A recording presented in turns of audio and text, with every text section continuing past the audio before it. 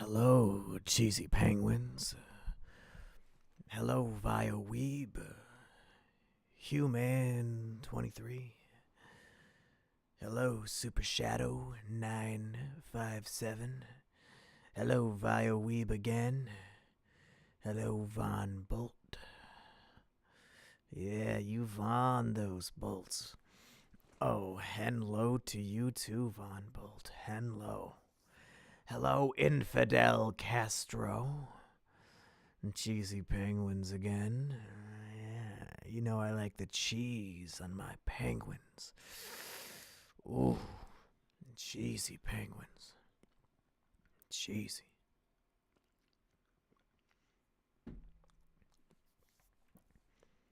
What's up, boys and girls? We're gonna do some Is It Kino?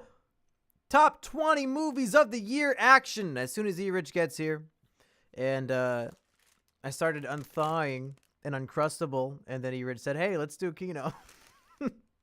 So maybe I'll scarf this bad boy down for all of you. We'll have a fetish eating stream. I'm sure somebody's fetish is watching grown men eat children's dinners. So, or I guess even lunches as it would be. Why'd you freeze an Uncrustable? You have to. That's how it is stored. They're stored in the freezer. What are you talking about? What do you have Uncrustables sitting in your pantry? Disgusting. What are you doing? I hear E-Rich hopping on. For a couple seconds there. What's that? I was listening to Boomer versus Zoomer. Oh, that show sucks. Where's a podcast with real talent? Like, That's Is It right, Kino? like, Is It Kino? That's right. Everybody. Are we on? Are we? Yeah. Oh, we're live. We're live. Fuck. Everybody, can you hear E-Rich okay? I was showing off my delicious Uncrustable that I now can't eat because you wanted a podcast. You can't eat it live on the air? Well, I mean, I could, but it's still unthawing. And once we start the show, I don't want to eat. Eat a frozen Uncrustable live on air. Like, try to segment it with your teeth, even though it's frozen solid. You know, I do love doing stupid challenges, but I also am genuinely hungry and want to enjoy some food. But yeah, she even saying I'm quiet. I moved my mic, so I should be fine now, hopefully. Well, if I need to turn E-Rich up anymore, let me know. I have him where he usually is. But I will definitely do stupid food challenges here on my Twitch. A long time ago on my YouTube, I tried and failed to eat 100 McDonald's chicken nuggets, but I'd love to try and fail to eat a completely frozen hockey puck Uncrustable. It would be a challenge. I don't know how I wouldn't be able to do it. My teeth would shatter. All right, everybody, is E-Rich's voice as loud as mine, or should I turn him up? Turn it up. Turn up. Nobody said that, but we'll see. Maybe it's a little bit delayed. Did McSoy already pick Ocean's 8? Spoilers for his list, dude. Yeah, come on. How do you know that? How do you know I had Ocean's 8 at 8 out of 8 of my list? Okay, everybody's saying that you sound okay. Awesome. Somebody said just to turn off your audio completely. Oh, really? Okay. Well, I think that would was easy for me. It would fix the podcast. Nice. I can go to bed then. Oh, good. It would be great if you could just say like, and E-Rich, and then I'm just quiet for the entire time because I'm not there. I could talk for you. I have a good idea what's gonna be on your list. Oh yeah. Turn E-Rich down too We'll loud. See, I only listen to Sheep because she's the only one I can trust. Yeah, right. And she said that it's okay. And I should have the stupid alert box turned off. So if you guys want to donate during the show, we will read all of the donations at the end. But I don't like them interrupting the podcast, so we'll do it at the end. She said it's good, so okay. I think we're cool. Alrighty, I'll get my recording shit ready. And what the fuck? Okay, so I can still hear them. They just don't appear on screen. This is fucking retarded. It's different every time. Garden Goat, thank you for the Twitch subscription. Sweet. Make sure you speak into the mic. I always speak into the mic, Sheep. God damn it. Why? I turned it off. Why does the sound effect still play? It plagues me to this very day. Okay, I guess if the sound plays anyway, I guess I can turn back on the alert box. Sounds like they want me to say the N-word. Well, if I know E-Rich, I know that's exactly what he wants to say. As soon as we're off the air. Every single time we do this, I have to mess with the stupid sound effects. Every single time. The rules change on me. All right. Subscriptions, shut the hell up.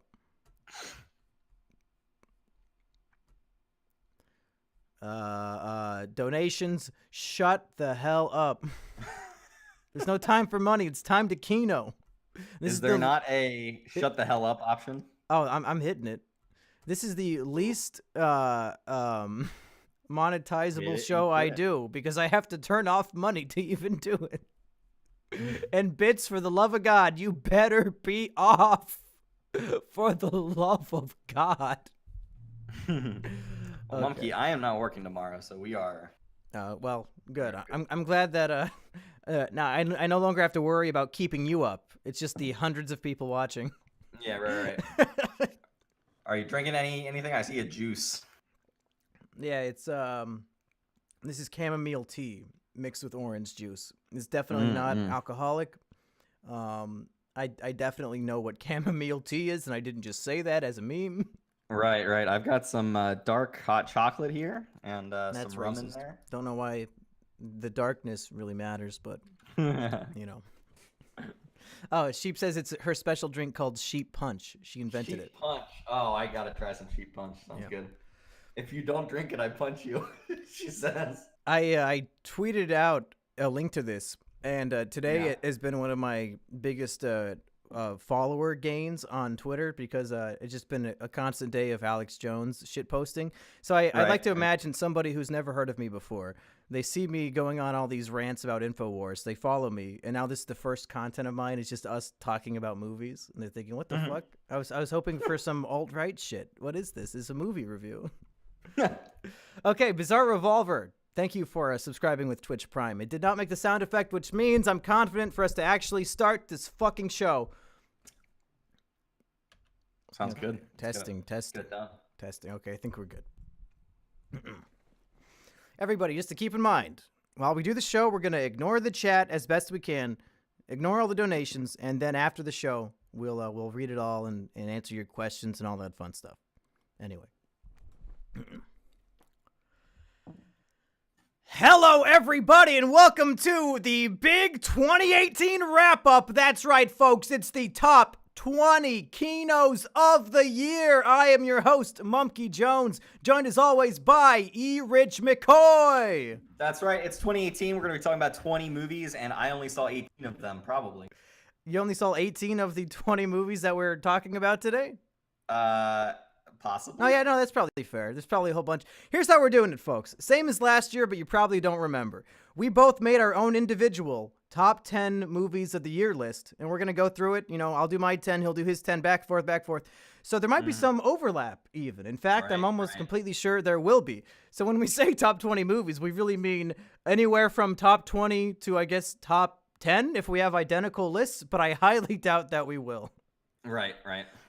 Now, E-Rich, safe to say, you know, Mumkey Jones is a bit of a controversial figure. Would you agree with that? Have I ever been known to be controversial, E-Rich? Are you hinting about something? Well, I think of all the controversial things I've done in my life, what I'm about to do on this podcast might be the most controversial of all. I think we might get some upset comments based on the choice that I'm making today, E-Rich, because I might not be able to support your platform anymore. Because when I was organizing my list, I made the decision to not include any franchise movies. Now, that might seem dishonest because everybody knows that Avengers Infinity War is indeed my favorite film of the year. But I thought, no, I can't just have a list full of Marvel shit and Mission Impossible shit. Like everything that I did last year, it was just like half the list was that shit. So I thought, nope, you know what? This year, let's just go for individual, singular movies that aren't part of a big franchise. Because I think it makes for a more interesting list. Right, Does right. that make sense to you? It makes sense, but you're almost abdicating your man of the people title here. A lot of Yeah. times on Izakino, we'll be watching a shitty movie or something. You'll just be like, "Oh, it was fine." Critics need to fucking calm the fuck down and Well, it's true. just get used to the fact that people are gonna like movies. Yeah, I agree with that, but I I didn't want to make Death Wish the second best movie of the year because it's unfairly part of a major Death Wish cinematic universe. So I wanted to Right, give the right. smaller fry movies a chance in the spotlight. To be fair, Well, I'm looking down my list, and I believe there are 3 movies on my list that are part of a franchise of some sort. I've got a I've got a good guess for 2 of them, but I don't want to 2. waste Okay. everybody's time guessing each other's movies. Let's Mm-hmm. just jump right into it, folks. All right, all right. Who should start first? My number 10 or your number 10? Who talks first? You talk first. You talk first. Okay. Number 10. Black Panther. Black Panther is a for royally real? imaginative standout in the Marvel Cinematic Universe, folks. We didn't know we'd been yearning for it until it arrived. But now that it's here, it's unmistakable that the wait for a film like Black Panther has been way longer than it should have been.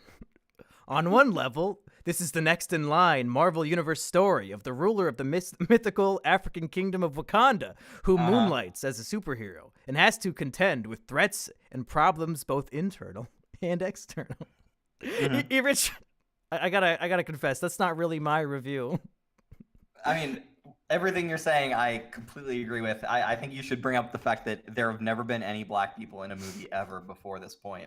And that Black Panther changed history forever. Can you guess whose review of Black Panther I was reading? Wait, I didn't know. I thought you made that up. No, that was the LA Times. Oh my god. Holy shit. That was a real review. That was the LA Times review. The fact that someone got paid to write that is incredible. It's the LA Times, who Asperger always accuses you of copying their opinions. Well, very clearly, I did not steal my opinion from that. Now, guys, number 10 is, of course, Ocean's 8. Now, we've never seen women in a movie before. Fuck off. It was what was the magic word? It was serviceable. Ocean's 8 was a serviceable film, which means it was good. Number 10. Stop. Okay. Number 10. No more memeing around, folks. Rich, you need to real. You need to I'm calm looking down. at the review. Oh, that you looked- read just now. Should we just read the whole thing? Yeah, let's just read this review and then end the episode. Well, Because Black Panther is all that anyone should care about. Okay. Enough about the Black Panther. Let's talk about the Asian Dad. Number 10 goes to Searching, Ooh. starring one of the guys from that movie about getting high and eating White Castle. Hell yeah. Rich, did you see Searching? Did we talk about this one? Yes, we talked about Searching. I think we did. Okay, yeah. I vaguely remember.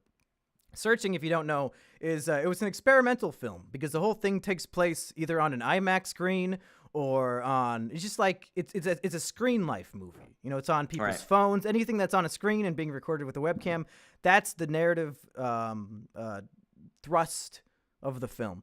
And usually those are Keep horrible. talking like that. Keep saying thrust. Thrust. I want to thrust into the Asian daughter in this film once she turns 18. I assume she already is. I have to assume. This it sounds like it's gonna be shit because all the movies in this genre typically are, but they took this and they actually made it interesting. The mystery, you see him solving the mystery in the way that you would, so you actually feel like it's way You're living it with him. Yeah, it's like a way more immersive experience because he's doing the things, even the mundane things that I would do if I was trying to find my missing daughter and I'm looking through all of her Facebook friends and shit. The twist of what happened, I wasn't super hot on that, but overall, if I have to put something at the bottom of the list, something that's original and interesting and that I actually really enjoyed, I'd say Searching easily earns the number 10 spot. I feel like I didn't have Searching on my list of movies for some reason. My original list of movies that everything I've seen this year. I don't know why that didn't end up on my possible best top 10 movies. So you're saying you did like it? I did like it a lot, and I'm wondering why it wasn't on the list to be pared down Well, to get my real top 10. what happened was I was looking through the list of 2018 releases, and I Yeah. went through the whole thing, and it wasn't on there. Maybe I missed it. Fuck! So maybe that's what happened to you, because I just remembered this morning that I liked it more than Instant Family. So then I Right, put it on my right. list. Yeah, Instant Family was your original 10. Yeah, that was and my you had- original 10. That's not a joke. Speaking of 10s, there's a real 10 in that movie. I'm not going to say which character, but you know what I'm You're not saying. gonna say who? You're not gonna give us the Mr. Skin page? For, Okay, it was for Mark that 10? Wahlberg. He's a 10 out of 10. He's perfect. Okay. Yeah. Well, I'm currently looking at that Vietnam fucking shits picture. Rich, what was your number 10 movie of 2018? My number 10 was a little horror movie that I like to call Hereditary. This movie I thought was very well crafted, very well made. Like, it shocked me at times, and I'm very hard to shock. And so it all, like, there's a great performance from Toni Collette. There, you fucking jerk off. Yeah, there's great performances from really everyone in this movie. I don't know what the kid's name is in this, the boy who is possessed by whatever the fuck the demon's It's name is. one of the Naked But- Brothers bands. Oh, really? It's a naked brother. It's the brother of the guy who was in Death Note. wow. It's Nat wow. and Alex Wolf, but I don't know which one is which. Okay, it's probably Alex Wolf. But I hate them both. Oh, really? Okay, okay. Fuck Okay, but 'em. I thought they were both both Toni Collette and the guy in this are great. What's her name from The Leftovers is in this as well. I think it's just a really well made first attempt from a filmmaker. One of the better ones I've ever seen from a first time filmmaker. It just left me chilled, and I will never forget that fucking little girl losing her head in that scene. Like, oh man, it just builds up that intensity so well. So Hereditary really wins the year for me, horror wise. So it'll be number 10 for me. Are you on the Toni Collette Oscar nomination train? She should get one. If this wasn't a horror movie, if it was just purely based on performances, she would get a nomination for that. What about the CGI artists who put in those flies that were so obviously real? Do they deserve a nomination too? I don't know what flies. Oh, on her head. as you're going I just past remember them. some very distracting flies that looked like it came straight out of like a Bug's Life or some shit. Oh wow! I actually own it, so I have to watch that again. And yeah. watch that part. Yeah. Somebody said Hereditary is free on Amazon Prime. Oh, cool. Well, I mean, it's Yeah, not check it free out. because you have to pay for Amazon Prime. You'd So, pay fucking $120 to get fucking. did you guys know that Bird Box is free on Netflix? Like, if you have a Netflix account, you can Yeah. just watch it. Did you know Have that? you seen Bird Box Monkey? No, I just know that it's a meme. It wasn't great. Rich, can I tell you a secret? What's that? If you go on Netflix, you can watch The Office for free. It's just on there for free. Like, what are they? They're you just giving know- it away. Do you can watch Friends on Netflix? Oh, I have. All of Friends. I've watched it so much it's worth $100 million investment. It's not just the first 3 or 4 episodes. It's all of Friends. Let's let's stop reading the chat. I don't care what they have to say. Let's go to number 9. Uh-oh. Time to make E-Rich mad again, folks. Great. Just the whole podcast of making E-Rich upset. You're just gonna say Black Panther for everything, aren't you? Number 9, of course, is Black Panther. No. Number 9 is a movie that E-Rich hasn't seen, but god damn it, he hates it anyway. Vice. Oh, boy. Really? How do you Really? hate a movie you haven't seen? I don't hate it. I just am skeptical of it. In terms of pure entertainment, I mean, Vice is Uh-huh. definitely one of my top 10 movies of the year. And it's like a political message that you would agree with, so I don't even know why you're so Yeah. anti-Vice. I really What, like that Dick Cheney is an awful man? Is that the you cut out a little bit, but it's not that Dick Cheney is a horrible man. I think that Okay. especially with Christian Bale's performance and the ending scene, which is really intense. It's a little more nuanced than you might expect from director Adam McKay. It shows how it's a real you always see these stories in every good piece of media. The guy who goes from nothing to infinite power to the power goes to his head. And the story of Dick Cheney is an all-American story of power grabbing and seeing what happens when absolute power corrupts absolutely. Right. It's really interesting. It's really funny. And I just like movies that present themselves in ways that are not typical. And I know that that's something it seems that you scoffed at when I brought it up in our last review of this movie. Yeah. But when you present the film in ways that I feel like I haven't seen before. That always gets my my noggin jogging. Mhm. Like Yeah, for right. example, when the movie pretends to end halfway through and the full credits go on and then they continue the movie Right. anyway. I really like that stuff. I think it shows a bit of creative inspiration from the I director. swear to God, I've seen that before. Maybe not in a It movie. was in maybe- Seven Psychopaths. Oh yeah, absolutely. Fuck, how did I forget the second? So you like it in that movie, but not in the one that you haven't seen? Yeah. Vice, I mean, the only downside for me really was Steve Carell, who I love in the movie, Right. but he did not vanish into the character as much as I would have liked, because Steve Carell, for the most part, is not able to vanish into characters. Right. He's always just Steve Carell doing a funny voice. But this is a very impressive, entertaining, thoughtful movie presented in interesting ways that I did not expect. And it's number 9 on my list. Get fucked, E-Rich. I'm planning to maybe see it this weekend. I was gonna say something, I forget. Now you Just think for fun, getting you think too that movie is fake news and that Dick Cheney did nothing wrong? Dick did nothing wrong. Oh, I was gonna say that's what I was gonna say. I swear to God, Mumkey, if Welcome to Marwin is your number 1, I'm going to run to where you live and murder you right on camera. How did Steve Carell have 2 major movies come out on the same day? Yeah, right. Both of which are avidly hated by E-Rich, although he's seen neither of them. I've seen neither of them. I will not watch Welcome to Morrowind. I should hated have it seen from my the face. first trailer. Yeah, exactly. You should have seen my face while I was watching the trailer for that movie, where it just kept getting worse. Where But that's it's like a pro-feminist message. You should be all over that movie. It's about girl power. I couldn't believe where it started and then where it went. I was just like, oh, why? Why is Robert Zemeckis doing this to me? Now, I don't know this for sure. I might have just read something on Reddit and I might be spouting off nonsense. But evidently the real life story, because Welcome to Morrowind is based off of a real life story of like a guy who got beat and then he lost his memories and he made a stupid dollhouse to put himself back together. Evidently, in real life, he was a transsexual person and it was a hate crime. That's why they beat him up. But they removed all the trans. They removed all the trans shit from the movies. What I heard. Probably because Steve Carell would have gotten in trouble for playing a trans person. Yeah. So isn't that's great how political correctness is at the point where we have to erase their stories from the films about them so that people don't get all PC mad in at order it. to tell it. Right. Great. I mean, technically, the person started off in a man's body, so I think Steve Carell would be an appropriate fit for the role. So wait, were they a trans person at the time, or I don't know. But why are we talking about some shitty movie we didn't see? What's your number 9 film?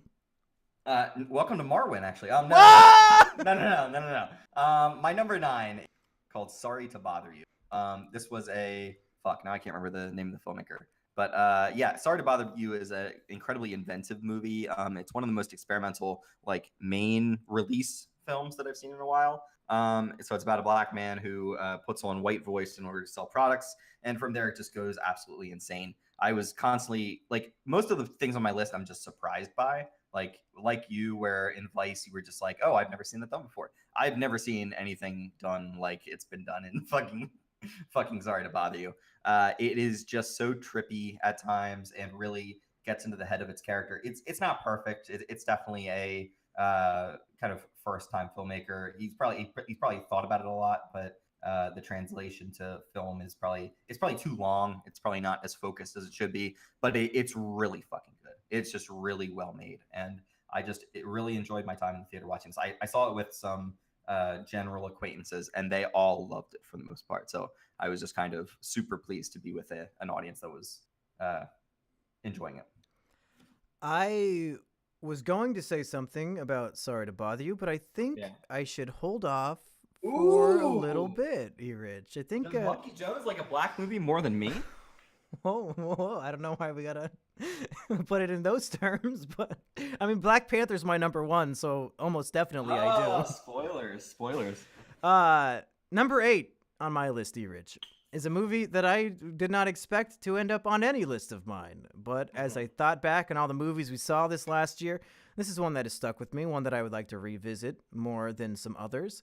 A little movie you might remember being called Unsane. Dun dun dun dun. Oh, wow. Yeah. It's a movie about a woman who is not crazy. It's a story we've seen over and over again. She's definitely not crazy. But Or is she? She's not. But she gets locked up in the insane asylum because they think she's crazy. And as played out as those types of stories tend to be, I'm still always really enthralled by them, especially when it plays with the idea, kind of like Shutter Island, of, oh, but is he actually crazy or blah, blah, blah. This one, it's a spoiler alert. It's pretty clear that she's not. But the movie gets really intense because one of the doctors turns out to be her lifelong stalker. So that adds a whole new layer of just insanity to it. Not that she's insane, but that the movie itself is insane, and it's how tense. It's a high octane thrill ride of people sitting around talking. There's a scene where one of her bunkmates has like a shiv and is trying to stab her, and it's this crazy bitch, and she's just locked in a room with her all night, and there's nothing she can do. And the whole thing is filmed on a fucking iPhone, so it's a very intimate experience, not just with the film and the characters, but the whole thing. Again, it's one of those where the ending I was not super wild about compared to the rest of it, but like the first 90%, I'm pretty much completely on board, very entertained. And, I don't get scared by scary movies. I get spooked by tense movies. Right. And this Things is, that make you uncomfortable, basically. Yeah. That's right. And as I look at the list, this is probably the most uncomfortable movie of the year for me. I'd say it was scarier than Hereditary. Right, and like what I really love about this movie, which is not on my list, by the way, is just that you can see yourself being in the situation and somewhat reacting in some of the same ways that the main character does. And I always love stuff like that. But you love Unsane. It's on your fucking number 8 on your list, and you didn't even see the fucking Matt Damon cameo scene. Oh yeah, did I take a shit during that scene? I forgot. I think you took a shit during the movie. Well, so even minus Matt Damon, Unsane is worth seeing. Yeah, and it stars that bitch who I said during our review of First Man that I hate her and I want to punch her in the face. But in this movie, I didn't get that impression at all. So the movie made me like an actress whose face I want to punch. Right. What is your number 8 film of the year? So my number 8 is a very dark comedy, probably one of the darkest comedies I've ever seen in my life. It's called The Death of Stalin. I just love all of Armando Iannucci's stuff. And this movie delivers all of the laughs and guffaws and just like weirdest things you'll ever see in a movie. Probably them trying to reposition Stalin's corpse, I guess, is probably one of my favorite things of the year. But just basically, this is a very fine-tuned political comedy. It's exactly what Armando Iannucci is best at, and I think it kind of shows how when you put all of these people in a position where they're jockeying for power, they'll do and say ridiculous things in order to keep that power. So everything about this movie was just spot on for what I wanted to see from it, and it delivered exactly that. All the performances are great. It's well directed. It's well shot. It's just so well done. So number 8, Death of Stalin. A film that was also on Barack Hussein Obama's top 10 of the year too, Rich. If I recall. Actually did not compare my list to Barack Obama. Oh, it would have been funny if you just brought in Obama's top 10 list as yours. Nobody would have even noticed until we saw Black Panther as number 1. Yeah, Obama actually DM'd me and said, "Hey, he does follow you on Twitter. That is confirmed. He does. That's fucked up. Trump doesn't follow me on Twitter." He hits me up on the DMs and he says, "Hey, Rich, I need you to advocate for Black Panther." You can actually say the N-word, Rich. Whoa! Thanks, Obama. Obama says I can say the N-word. What the fuck? Didn't he get in trouble for saying it on a podcast? I don't think he could just let you say it. I got the Obama pass, man. He was president. He's only half. If the president says I can say the N-word, then of course. Wait, so if Trump tells me I could, because he probably would tell me I can. So can I? Let's move on before we start talking about our favorite Winnie the Pooh character again, like we got in trouble last podcast.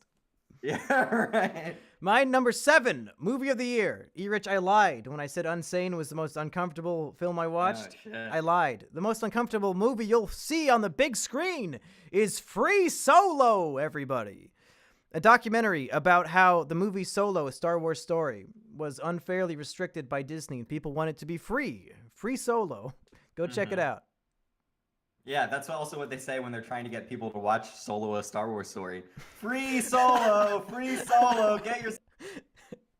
People are basically coming in for the air conditioning of the theater at that point. Uh, They don't want to see the film. Free Solo. Jesus Christ. Obama has Black Panthers as number 2. I knew it was on his list, but I didn't know it was number 2. I think it's in alphabetical order, E-Rich. Oh, fuck. Is it? Now I feel like an idiot. It is. You're right. But I'm As sure. soon as you said that, oh, no, he's right. Yeah, like that's ridiculous. Like, of course, Black Panther would be number 1 on Obama's list. Yeah, all right. And he's a top 15. That's fucking horseshit. Well, because he Fucking didn't make narrow it top it down. 10, you bitch. Well, no, he loves excess. I mean, did you see the spending while he was in office? Did you see the number of bombs he dropped on the Middle East? He loves excess. Right. That Obama. Right. Free Solo is actually a documentary, and we talked about this last episode about, so I won't go too much into it, about a guy who just likes to climb up mountains and rock walls without being tied to anything. And if he slips and falls or makes one mistake, he falls to his death and dies. Falls to his death and dies. I just said that, and I'm sticking to it, folks. Did you actually, so if he had fallen to his death and they had shown that in the movie, do you think it would be a better movie? I don't know if the movie would have been released, honestly. They probably Let's say would they not. did. Let's say they decide they get his family's permission and everything, and they release it. Well, because it has such an uplifting ending of like he accomplishes this big life goal and then he like marches back down all triumphant.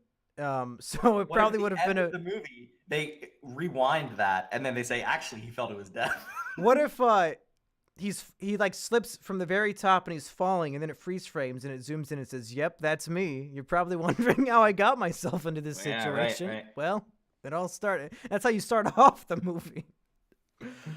Free Solo, just a really cool little slice of life anime about this guy who loves climbing things, and all the money he earns from it, he like donates to fucking African tribes and shit, and he just lives in his van. He just lives out of a van and climbs shit and gets sponsored by Red Bull, and then he gives the money to African tribes. Not that makes the movie good or bad, but he's a very interesting dude. Great character study, and it's really cool watching him climb this shit and like strategically maneuver himself up a fucking mountain. Free Solo, my number 7. All right. Sorry. I was twittering. All right. So You're tweeting during the show. What are you gonna? Yeah. You're posting like snarky replies to me, so I can't reply to them until after the show. No. Somebody wanted to know whether Hereditary was in our top 10 list, and I was like, oh yeah, it is. You should have just linked them to the Twitch and said, "Go watch it, you idiot." Yeah, right. So my number 7 is Spider-Man Into the Spider-Verse. This is without a doubt one of the best movies of the year. We just did a keynote about it with Florian, and I just had such an amazing time with this movie. I saw it with a bunch of my friends, and they are both Spider-Man fans. Also, And, Spider-Man friends. They're also Spider friends. Yeah. This is just an insanely good movie. Like, I would have never told you that in 2018 I would be watching a movie that pairs 5 completely different Spider-Man characters, some of which did not exist until the last like 5 to 10 years, into a animated movie that is so unique and so insanely different than any animated release that I've seen come out ever. Like, they basically changed the rules of animation to make this movie, and I just love how they combine different styles, different cultures. The ability for these characters to come to life when we've never seen them before. We've never seen Prowler on screen as a villain, and he works. Like, they make that character work. They make it integral to Miles Morales' origin story, and it all works. Miles Morales is now a character that I want to see on screen, and I think they could even do a live action version of it if they wanted. It's just so well done. Everything about it is amazing, and I wish Sony would make 10 to 20 more of these things. Really just make me tired of it. Really just make me hate watching these things. But I will at least always have that first shot of amazingness. My question is, why do companies in the film industry want to kill people with epilepsy this year? Especially children's movies. Incredibles 2, epilepsy scene with the flashing lights. This movie, the whole climax is just a fucking light show of crazy, spectacular colors for about 20 minutes straight. Are they trying to kill our epileptic children and man-children, E-Rich? You see, the strong will survive and the weak must die. And the people with epilepsy just need to have a seizure, break their necks, and then Wow. sit in the theater, and then I guess the ushers get to clean them up as well. Yikes! That's a big yikes. You would think that the families of the epileptic children would take their corpses with them. I think if you watch the end of the credits, it says, "We do not apologize to anybody who suffers Whoa! epilepsy. We want you to die." Well, they said Stan Lee had epilepsy, and we showed him this fucking movie. We finally did it, folks. We killed him. My number 6 movie we have not talked about yet. A little film I like to call "Sorry to Bother You." Erich, have you heard of this come movie? on. Have you heard of this film? This is your number 6, you said? Yeah, number 6. Damn. I put it higher Damn. than you put it because I'm not a racist like you. Yeah, right. You're You're very much a blacks at the back of the bus kind of guy. I'm a I only have a Mexican movie on the rest of my list. Yikes. Fuck. That's a big oof. That's a big, Yeah. big oof, Erich. Sorry to bother you. I said it before, I'll say it again. One of the things I value most in a movie, other than originality and original premise, is, of course, showing me something that I've never seen before in a movie. And by God, this movie does that in spades. You already covered most of this. But almost every scene introduces something I've never seen before. The twist is something I did not expect to ever happen in a movie. And I've seen a lot of movies. And I really liked it. It reminded me a lot of a book that I love called Pym.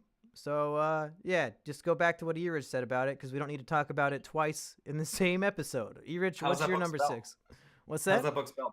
How is Pym spelled? P-Y-M. Okay, all right. So I think like it's by Hank Pym from- Matt Johnson or something like that. Something like that. Okay, all right. Sounds like a white man name if I've ever heard one. Nope. All right, so He's a black guy.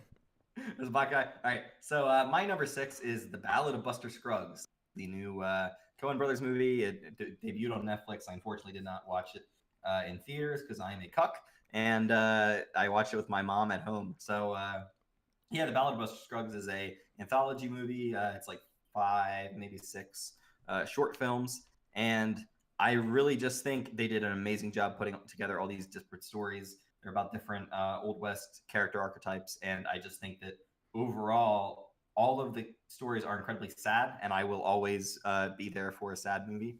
And it's just really well done. Like, it looks amazing. All the acting is great. Like, there's enough variety in the mini movies that you're not ever bored of it. So overall, it's just a great movie. I wish the Coen Brothers would put out a movie every year because they can fucking make movies. I will say, as a man who has not seen the film, The Uh-huh. Ballad of Buster Scruggs is still not a movie.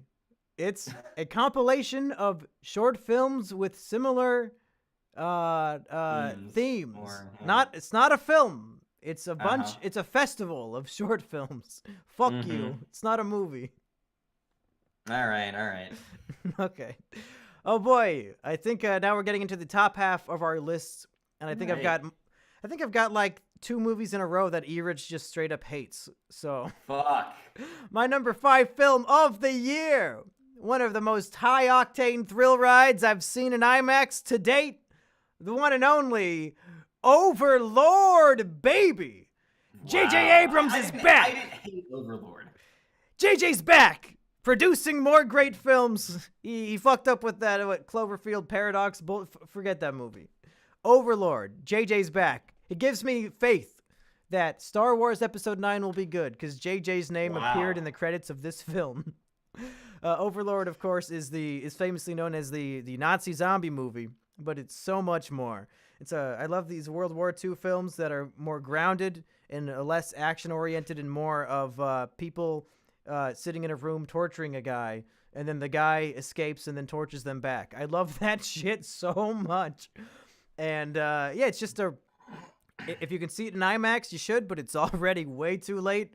One of the loudest, most brash, most exciting movies I've seen in 2018.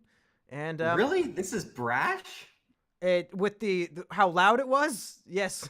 Oh, okay. I see. Okay. It was assaulting me with the sounds and colors, Erich. It was You should very. have seen it in D-Box. Is that when it like vibrates your seat? Yeah, like vibrates all around. I would have looked like fucking Michael J. Fox watching this movie in the theater. You know what I'm saying? Overlord. If you want to hear more about it, I talked about it in the other podcast. I'm just, it's my number 5. Whatever. Rich, it's your turn. Wow. So you liked Overlord more than all the other Yeah, that's how a top 5 works. Number 5, Right, I like right. better than 6, 7, 8, 9, and 10. I just need to take a minute to like digest that. All right, my number What 5. do you dislike about this movie so much? It's okay. I just think it's fine. I don't think it's like anything super special. I think it's just a well-made movie that does what it does. And I don't think What's it's a anything movie in better a than that. the similar genre that was better this year? Upgrade. Upgrade was better. Well, yeah, that's higher on my list, bitch.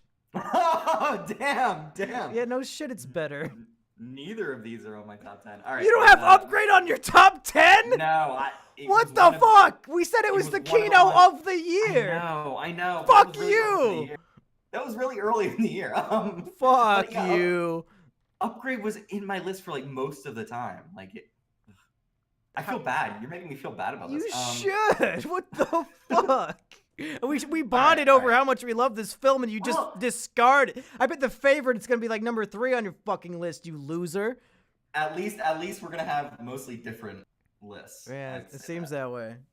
All right. So my number 5 is Mission Impossible Fallout. So this is the 6th movie in the Mission Impossible franchise, and these movies somehow just keep getting better. Like that shouldn't work. Usually sequels get worse, but Look at apparently Shrek. Chris McQuarrie- yeah, right. Shrek's a Chris prime McQuarrie. example.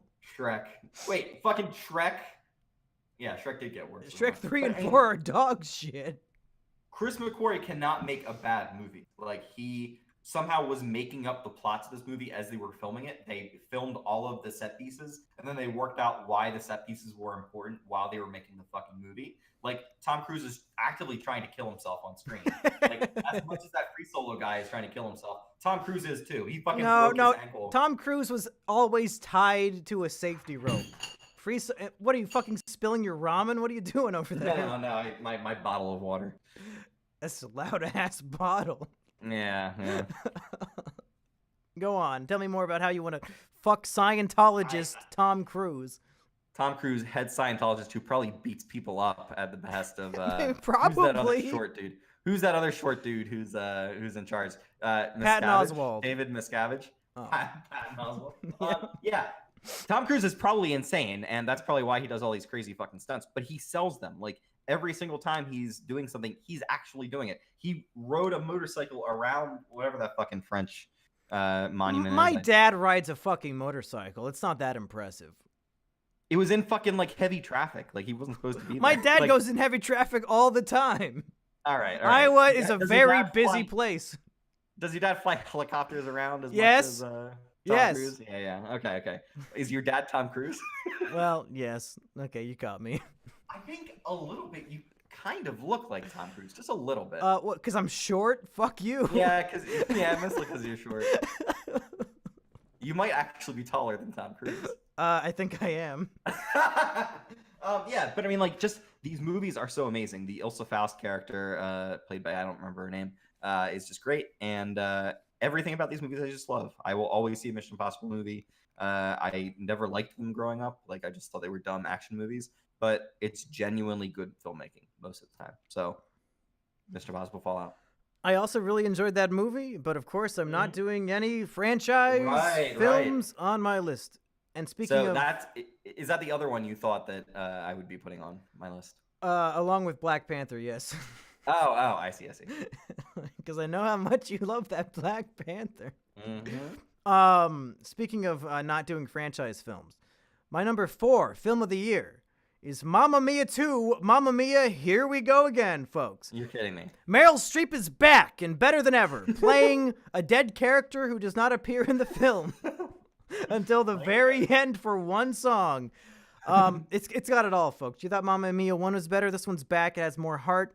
It's an original story. It's not based off of a shitty musical. You're serious about this? Oh yeah, I love Mamma Mia 2, and it's definitely. I know we liked Mamma Mia, but like I thought we both agreed Mamma Mia is not as. Is Mamma Mia 2 part of a franchise, Rich?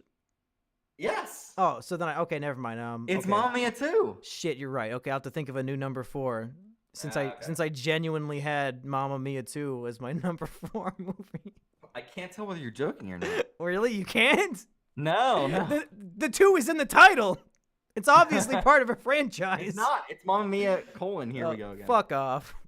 You know what? I watched the new Sheepover video, and she introduced a character who was really passionate about Mamma Mia too. So I guess it rubbed off on me, but I guess I have to replace it with my real number 4. Another movie I think E-Rich hated. Yeah. Bad Times at the El Royale, baby. Yeah. Hell yeah. One of those movies where I feel like it was made with Mumkey Jones as an audience member in mind. It felt like a film made by everybody involved with a Better Call Saul. It had that sort of pacing, maybe not quite that level of writing per se, but and again, it surprised me with where it went and what happened. And typically when a movie becomes a different movie in the final act, a lot of people will dislike that. I really liked the controversial final act of this movie. I thought the whole thing played out spectacularly. It was a lot of fun, lots of twists and turns, and unexpected getting punched in the face by a woman who you thought was on the other side of the room. And lots of the narrative is told out of time. Lots of jumping forward and backward and seeing different people's perspective of the same events. I really like that type of storytelling. And I erroneously, the whole movie, thought that Tom Holland was in the film and found out on this podcast that it was not Tom Holland. So this movie really sticks out in my mind, and I look forward to revisiting it again. And it's the final film on my list that I have not watched more than once. Everything else I've watched many, many times. Okay, all right. Not a big fan of this movie, E-Rich? I went in with very high expectations because I thought the trailers made it look amazing, and it just didn't live up to my expectations. It is kind of like a Hotel Artemis again. It's Hotel Artemis. Oh, it's the good version of Hotel Artemis. No, I completely agree with you that this movie is better than Hotel Artemis, but I also thought that I would like Hotel Artemis in a really cheap kind of way.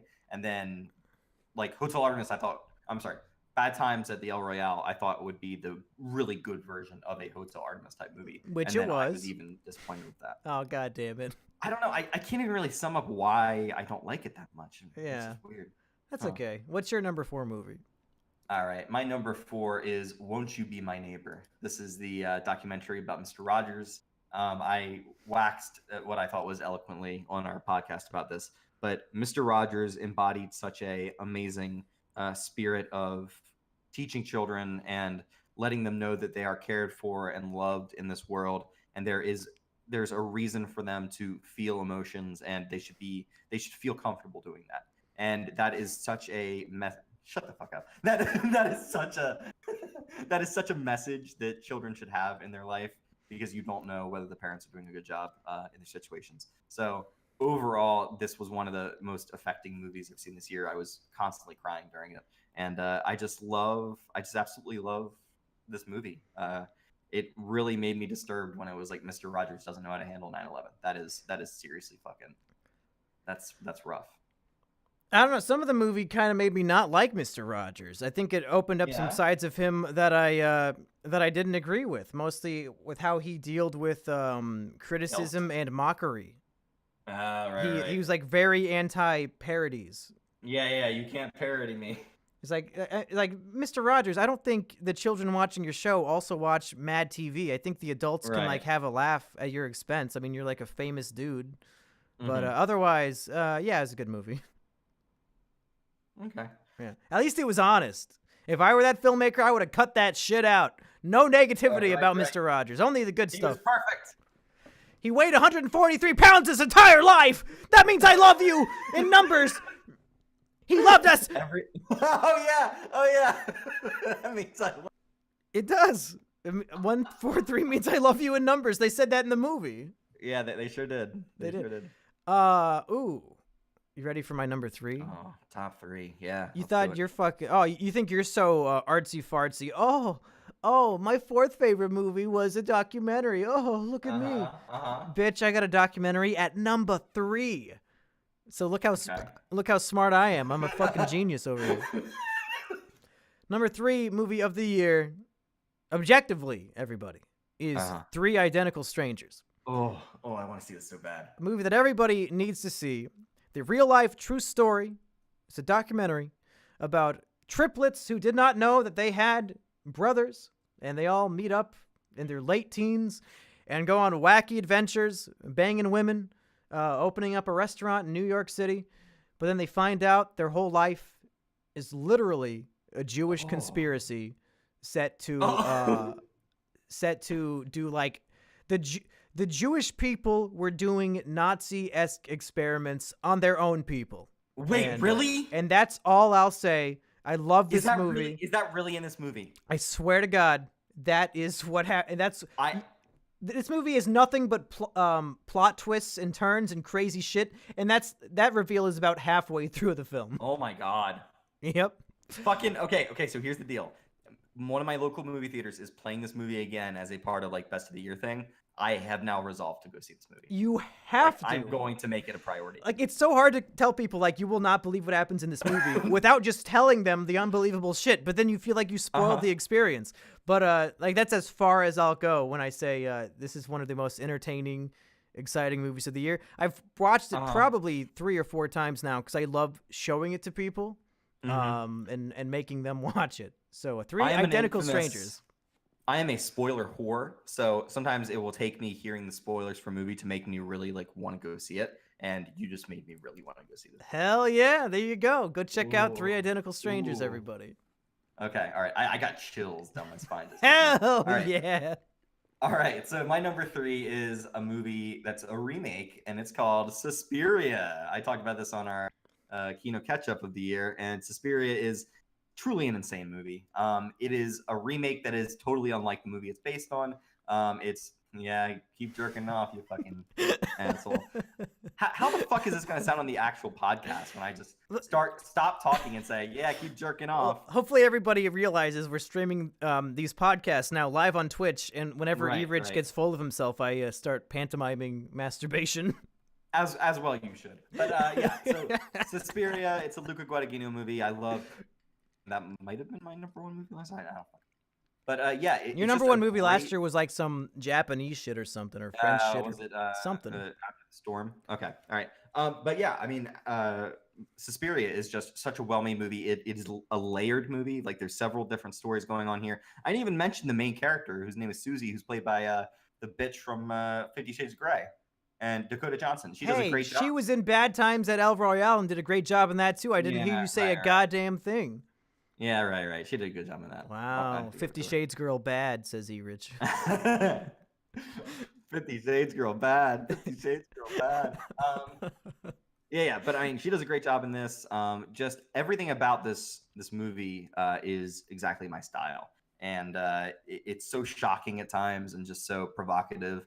And the end of it is an absolutely insane orgy of blood and destruction. Essentially, it is a woman who's covered in blood going around and exploding witches' heads in graphic detail. And it's just fucking insane.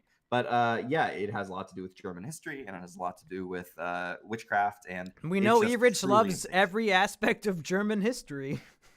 Yeah, every single part of it. Every single part. Supports and endorses the whole thing. I'm trying to think here.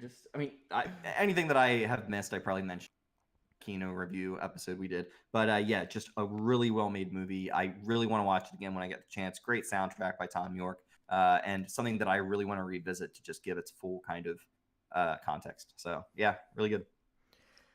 Speaking of movies that are going to get snubbed, here's a movie that E-Rich himself snubbed.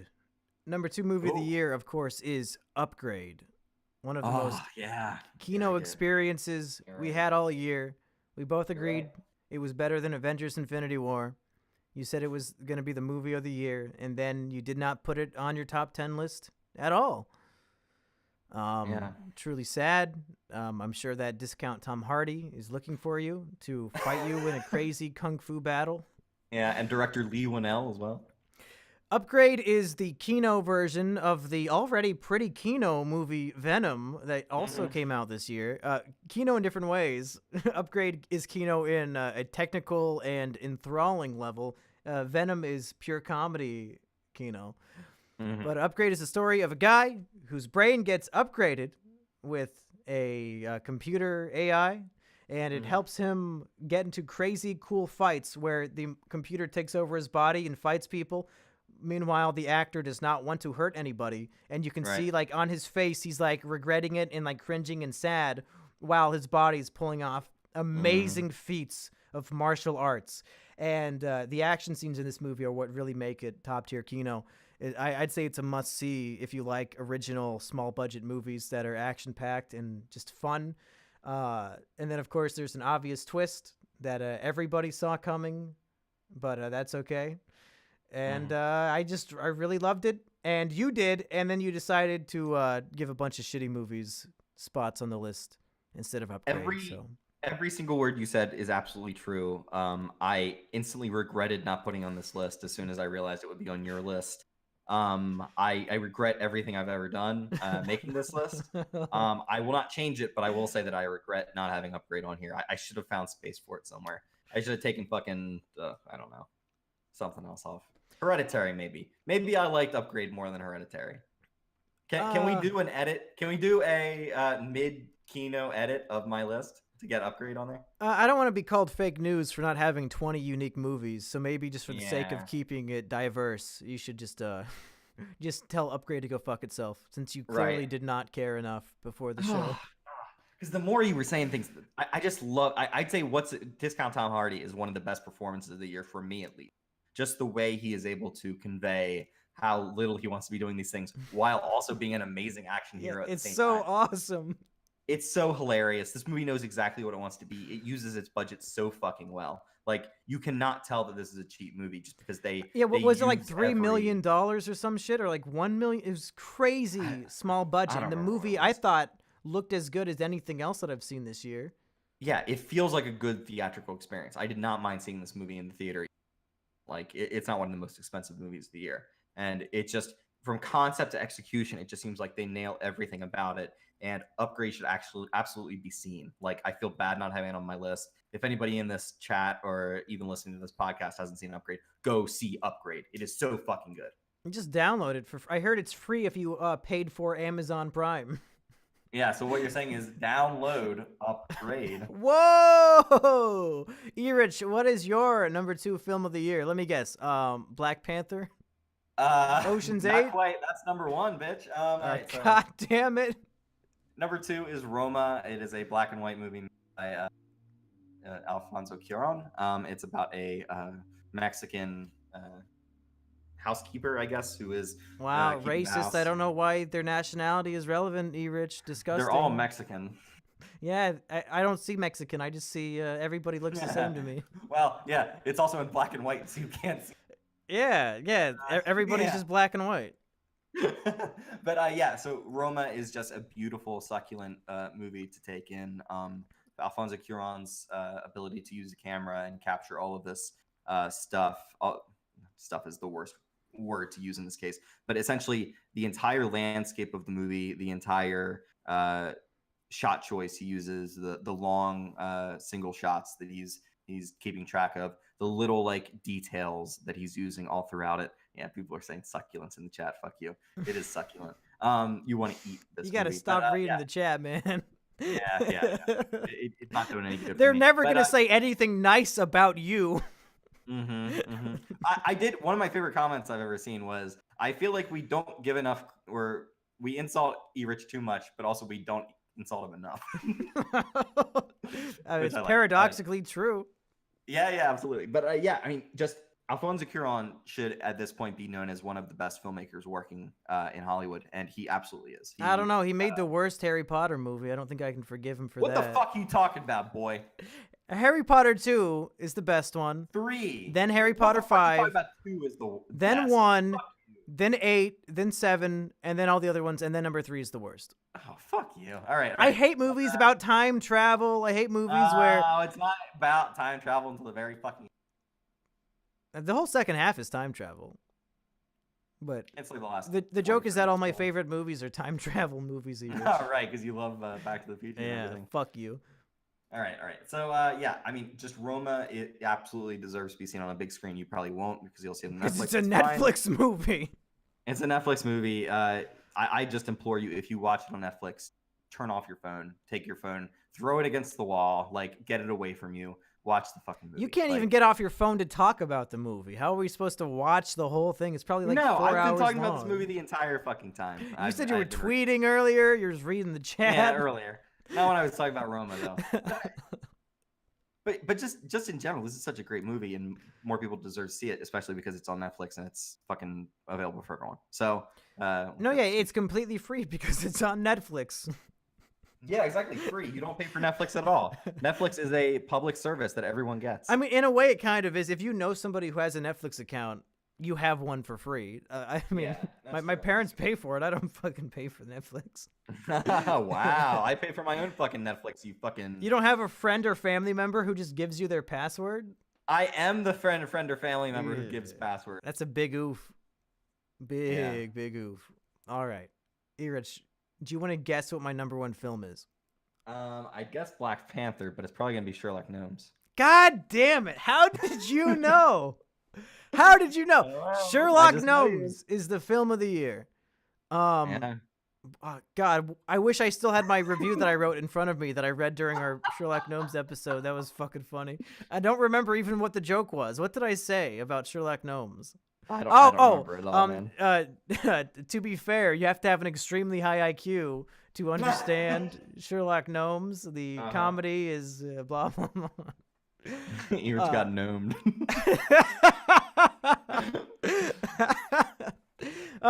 Folks, don't listen to Erich. The number one movie of the year is, of course, American Animals, baby! Oh, damn, the other one I really wanted. My most revisited film of the year, folks, the one that I would recommend, other than maybe Three Identical Strangers for how crazy it is, the one I would recommend most. Another small film that is based on a true story, so much so that the people who actually did it appear in the film often. A film about college students who want to rob their library, and you think, oh, that sounds like it'll just be simple and boring. And no! The most high-stakes, tense heist film of the year, more intense than any heist film I can think of in recent memory. Because it's all real. It's not this Ocean's 8 bullshit of, oh, everything goes perfect and it's easy and, oh man, look at the power of women. No, this is 4 college dudes who don't want to hurt anybody, but they have to, and they fuck shit up, and it goes as well as you would expect from a real-life story of 4 college students trying to pull off a heist. It's darkly funny in the sense of, holy shit, this is crazy. The way that this is unfolding is so crazy, and like the universe is against them, but also they're just making horrible mistakes. Because it's based on a true story and everybody brings their own version of the story to the table, the film plays with the idea of narrative and it shows different versions of the same events as told by, interviews with the actual guys who did it. Right. It's all around a top of the line film. I don't know who the director was. I don't know if this was his first film or not, but it's great, and I want to find out who it was so I can watch more of their movies if they have any. And I would highly recommend this movie to everybody because I think there's something in it for everybody. It's not like such a genre film that you might not be into. Like it's a real life story about 4 guys who try to steal some books. It's like it's very relatable. We've all tried to steal famous books from a library in our lives before. Yeah, this is a common occurrence. Yeah. You putting that at the top of your list and me having general interest in this because I heard it was good makes me really want to watch it. It's actually available in a Redbox near me, so I will be picking that up and watching. Well, shit. Have a double feature night. Go see Three Identical Strangers and then American Animals. If you want to see the best of 2018's true stories put to film, that's my double feature recommendation, folks. You can't go wrong. What was that Good Time? Good Time was last year, right? Yeah, that's a movie that we saw, I think, after we made our lists, and I retroactively put it on my list. Would you say either of these games are... No, I'm sorry. These as good as or like Good Time in any way? They don't actually sound anything like it, but I'm just trying to gauge like what they're about. Or I think they're a little more maybe lighthearted than Good Time. Good Time was very ironically named because the whole thing was miserable. Yeah, it was dark as fuck. Yeah, but it's still very good. E-Rich, what is your number one movie of the year? Everybody is dying to know how much you want to suck that Black Panther's panther. So Is it if it's Ocean's 8 or Black Panther or Avengers, then you owe me $20. All right, so I owe you $20. Here's my review of Black Panther. Oh no! We didn't know what we've been yearning for. No! But now that it's here, it's unmistakable. Fuck you, LA Times! Like Black Panther has been way long. No. Black Panther is not my fucking Kino of the year. It better be Sherlock Gnomes, baby. One of us It's better not have it. Sherlock Gnomes either. Is it? No, number I can guess. one- I can guess. It's Yeah. It's Fahrenheit 11.9. No. No. Okay, no, I got this. No, wait, what? When you said it, you ruined It's it. Bird Box. It's not. What? It's not Bird No, Box. I know what it is. It's All right. it's Death of a Nation. No. Oh, that'd be great if I would put Death It's of a Nation. Death Wish. Death Wish. It's Death Wish of a peppermint. Nation? Ooh, Death Wish of a Nation is pretty cool. Death all right, Wish so, of a Nation. Wow. yeah. Did you even see Peppermint? I think that was a me and Asperger episode. No, yeah. I did not see Peppermint. It was The House with a Clock in Its Walls. Everybody's favorite film of the year. House with a Clock in its walls is so weird just because the porn parody is so close. Like it's just Yeah, right there. you couldn't even say the title of the movie I without know, saying It's God. right. It's just no. All right, my real number one is First Reformed. This movie. Wait, it's not Night School with Kevin It's Hart? not night. God damn it! I was actually going to make that joke. I was on the Redbox website and I saw Night School there, and I thought, hey, it'd be funny if I saw that said this Kevin Hart movie was my favorite movie of the year. It's not what was the other Tiffany Haddish comedy? The one directed by Tyler Perry? I know exactly what you're talking about. Whoopi Goldberg is in the trailer, and she just, I swear to God, they didn't even like get her onto a set. They just came to her house while she's sitting in the house, and we're like, Whoopi, can you say these lines? And she's like, I don't have to mean it, do I? And they said, yeah, absolutely. Go ahead. Somebody on the chat wants to know why First Reformed is in 4-3, E-Rich. Sounds pretentious. It's in 4-3 because the fucking Paul Schrader wanted to make it. Okay, tell me about this movie that you think is the best of the year. Okay, I have to do some very quick research on this because people were saying it was released in 20, but I definitely saw it this year, and Well, I mean, E-Rich, Spider-Man was Okay. released in 2002, and I saw it this year. I mean, it doesn't change the release date. All right. So it was released in Venice in 2017, but in the United States, it was released in 2018 in the United States. So I'm in the fucking United States, bitches. No, Of course I'm that's gonna a use 2017 movie. You fucked up. Well, fuck you. It's January. So yeah, First Reformed is a Paul Schrader movie. He's kind of a weird film. He makes a lot of movies. I think he made that Cobbler movie that's on Netflix, What? starring what's his name? Adam Sandler? Let me make sure. Because He made I don't the wanna say something fucking- cobbler? Maybe he didn't. And Some talk really good closer to the filmmaker mic. made You the keep cobbler. cutting out. He didn't. He did not make the Cobbler. That's on. Well, thank I'm a God. fucking idiot. I'm a fucking idiot. It was some good filmmaker made another good. Mr. Sharp Yeti says 8 Mile is the best movie of 2018 because I I'm sorry, saw it it's Tom this McCarthy. year. The guy who made Spotlight made the Cobbler. Oh, That's my bad. Wait, the guy who made Spotlight made the cobbler? Yes. What? Absolutely. How the fuck do you I go don't know. from Academy Award winning Best Film of the Year to Razzie nominated Netflix garbage of the year? I have no idea, man. But all right, so First Reformed. So this is a movie about a priest who is struggling with his faith. Everything about his life is sad. He's been diagnosed with cancer. He's going through all of these emotional problems where people are trying to help him out, but he's kind of too disconnected from everything to help anybody. A giant church is kind of fuck you. Is kind of taking his place in the world, and he has essentially no attention in his very small church, and he's just losing his faith. He's struggling with all this stuff, and then like there's an amazing scene with this in this movie where he doesn't even have sex with this woman. She just crawls on top of it. I think it's Amanda Seyfried. You know who Amanda Seyfried is? Yeah, I think she was Neil Patrick Harris's girlfriend in the Million Ways to Die in the West movie directed by Seth MacFarlane. Oh, great. Fucking hell. Or maybe And she was she also was. No, yeah, I think it was the.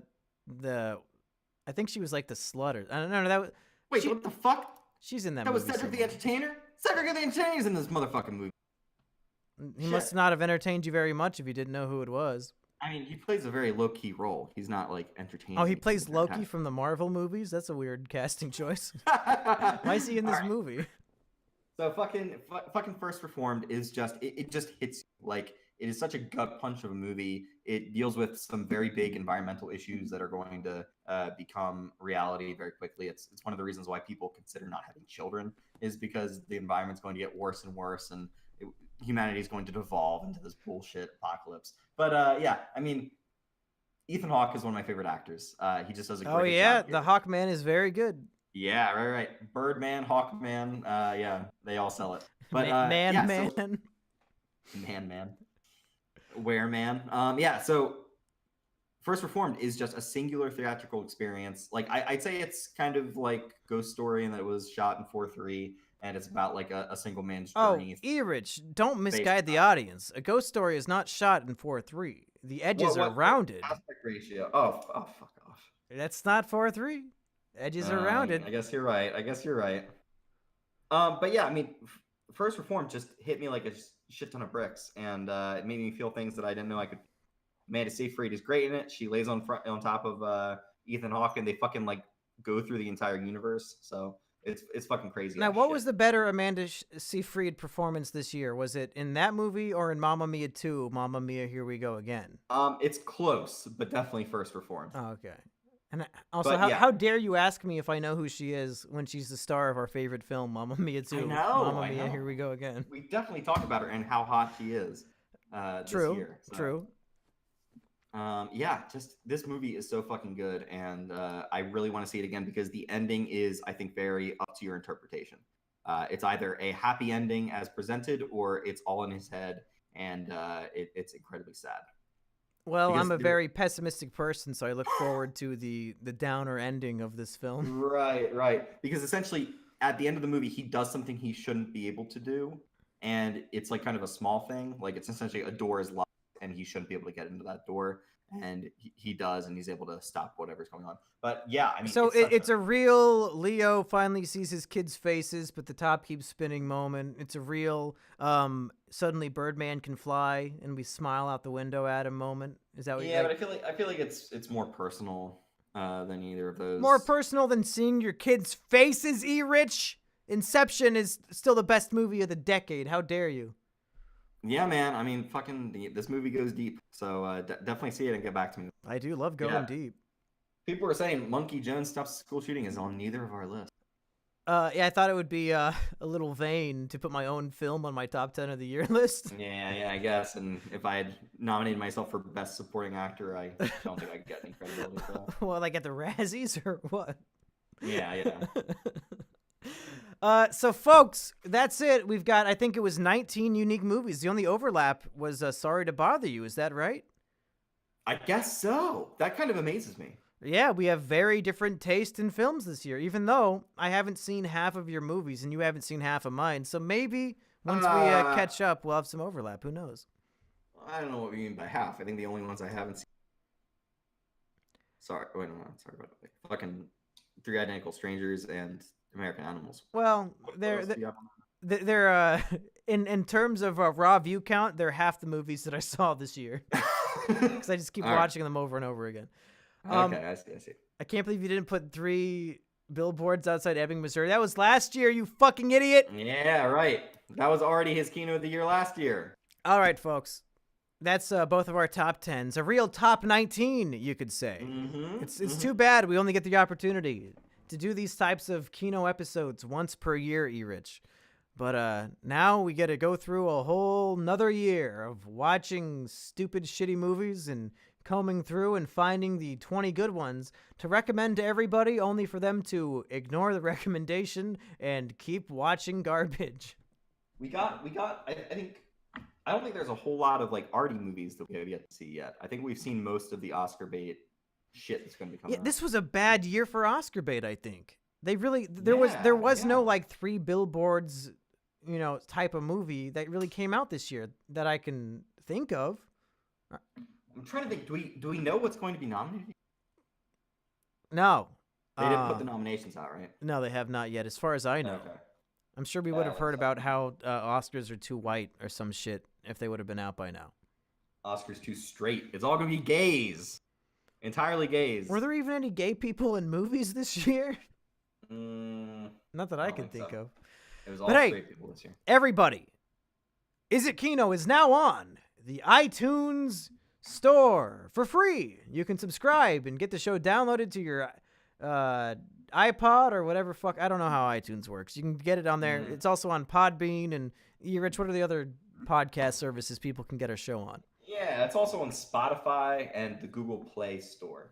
And if you don't like any of those, we do these live on Twitch at twitch.tv/MumkeyJones. You can join in the conversation before and after the show, and we'll read your comments during the show, even though we try not to, but sometimes we just can't help but laugh at the dumb shit people are saying.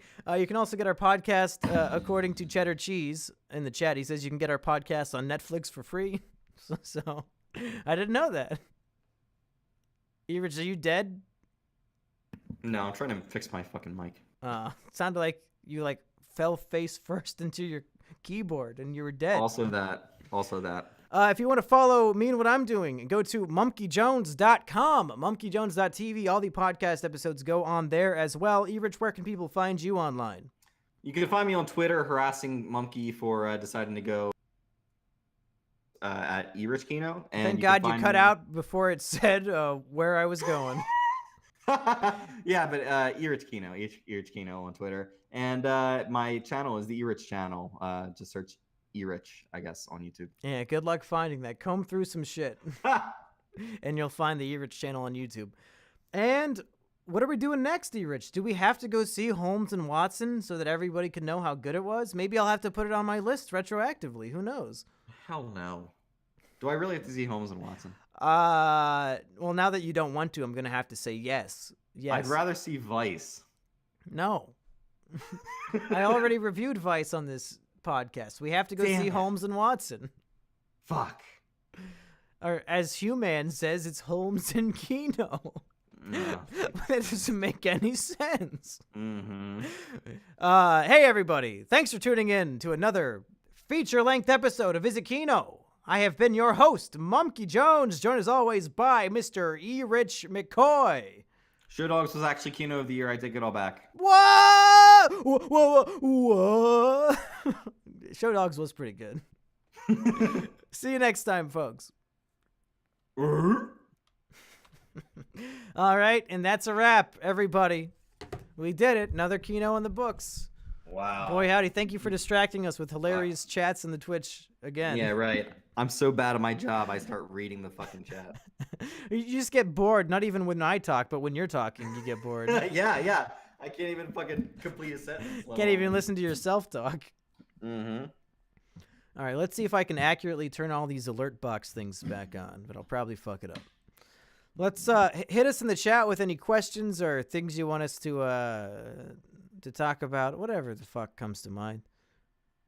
We're in the Kino post show, folks. Forget those iTunes cucks who listen to us on iTunes. This is all about you. The Kino kids, as they call them. Damn straight. The Kino kids. Some Paku Man wants to know, who the fuck is E-Rich? You are about 3 years late to this party. That question, yeah, right. Yeah, go and watch the last 3 years of fucking Mumkey content with me in it, and you'll understand. Yeah, he's even been in main channel content, which doesn't make any sense because I no longer have a channel. You were in the Monkey Jones movie. Oh fuck, I forgot that was a main channel. Like my favorite best video I've ever made. You are in it in most of the scenes. That's really your favorite one? Oh yeah, by far. That was a pile of shit. Well, that shows the quality of my work. No, I really like being in that, and it was a lot of fun filming with you. Okay, here's the question that hopefully we can both answer, E-Rich. Hey, Mumkey, not memeing. Any advice on how to deal with depression during college? Uh-huh. E-Rich, you've been dealing with depression for... How old are you? I'm 26, so I've been dealing with depression for 26 years. 27 years actually. While You I were was depressed in, in my the mother's womb. womb. Wow. Yeah, I was depressed. Wow, The life, doctor pulled me out and said he's been depressed for at least a year. as Erich would say, life begins at conception. Yeah, you're right. So Thank you for the donation, soy sauce. I'll get to that in a moment. All right. So how do you deal with depression in college? Yeah. Depression might be because you're either doing badly at your classes, or you don't have any friends in college, or I don't think there's any number, or maybe you're just depressed Well, in general. it's a vicious cycle, Erich. The depression Yeah, causes you to right. be antisocial, causes you to do poorly, and then those things cause you to be Mhm. more depressed, and it's like a never-ending downward spiral, to quote my Mhm. friend Emp Lemon. And it really Wow. seems like there is no way out. So I would solve this conundrum in one sentence. Go. I would definitely recommend finding a therapist. That Ah. might not work though. That's the No. problem. Like No, fuck you that. might not find a therapist that fits with you, and it might not be well for you. But basically, yeah, somebody said plan out a schedule. Like try to make yourself do things, as much as that sounds hard or scary or any number of things. Like focus on accomplishments. Try to set goals for yourself. Try to figure out if there's something you can do, and then hopefully succeed at that thing, and hopefully after, like, this is a lot of hopefullys, but essentially Yeah. try something out, and if it doesn't work, don't let that get you down. Like keep going with it. Just keep trying. You have to keep with it. Like it's not going to get better all at once. You have to just keep going, and you're going to, yeah, I mean, therapy costs money, absolutely. At your college, you should probably have a therapist there that'll help you. Yeah. My college had a free one. So They might not be good, but it's No. better. Like it's better to go and realize it's not worth going to than to do nothing. And Well, I guess like a college therapist is free, like a movie on Amazon Prime is free. like you better give me some fucking mental health services. I paid you a fucking fortune to be here for a semester. Erich, that's cute what you've been saying, but the real reason why I brought in this question is because Is It Kino is sponsored by BetterHelp. Go to betterhelp.com/isitkino to get $5 off your, I think, $148 per week subscription.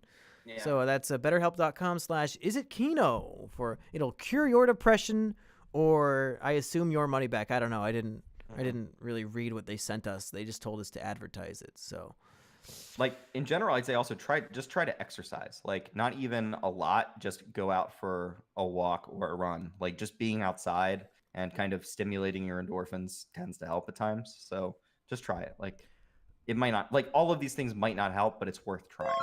yeah, I'll say there is no solution that works for everybody, and for some people, there's no solution at all. At all, right? What worked for me was getting out of the college environment after my first year. I hated it so much that I decided to live at home and just drive 25 minutes there and 25 minutes back every day, so that I didn't have to live in an environment that I was miserable in. But that was great for me because, one, I got to listen to podcasts the whole time, and I love those, and those lighten up my life. And two, I did my best thinking while on, my hour-long drive every day. And thinking as in, like, I was writing my novel, The Triflers, at the time, so that was the best time, just driving down a fucking Iowa country road for an hour to think about, like, the characters and what's going to happen next, and also thinking about my schoolwork. Writing an essay is not as hard when you plan out the whole thing in your head, and then you get home and you just blot down all the shit that you thought of on the drive home. But again, like, this is just what worked for me. It's not going to, like, you probably are not living 30 minutes away from your college and have the opportunity to drive there like I did. And my other thing that worked for me was that I am autistic when it comes to schoolwork. And I would just get lost in doing my schoolwork and working as hard as I can to get straight A's, because that's something I really valued and intrinsically wanted to do. So distracting myself with writing a book and podcasts and schoolwork helped me focus on things other than wanting to kill myself. Right. But there's no solution that works for everybody. Yeah, like get a long-term hobby or a long-term project you can work on that you can, like, focus some of your energy or, like, feeling into. Hopefully you'll find something. It's really hard to prescribe when we don't really know a whole lot about what you're dealing with here, but I mean, just in general, a lot of those are good things to try. Okay, let's take a look at the 2 donations we got. And okay, soy sauce said, did you suck the, okay, here's a great question after we just talked about depression. Did you suck the soy milk from Erich's tits asking for a friend? Uh, so did I? You rich? I don't remember. Was I drunk? What happened? You nibbled a little bit. I don't know if any milk came out. Ew. And Princess of Wacky Land for $2 said, "Do an Is It Kino on the Censored 11. Not a bad idea." That is. What is that? The Censored 11 is the 11 Looney Tunes cartoons that are banned from existence for overt racism. Oh shit! Yeah. I need to see this. Somebody sent me not the Censored 11, but like a collection of some of them. In an episode of Mailbag. So I have like a DVD with a bunch of erased from history racist cartoons. So maybe we can just watch that, unless we can find the Censored 11 easily online, which I imagine you probably can because it's so famous. That's real cool. Yeah. It would be, I think it'd be funny. Okay. We'll just have to be careful with how we talk about it. Right. Solomon Grunty is saying that they donated at the beginning of the stream, but their stuff was not read. Oh, I didn't see that because it said that it was sent yesterday, but that's because it just passed midnight.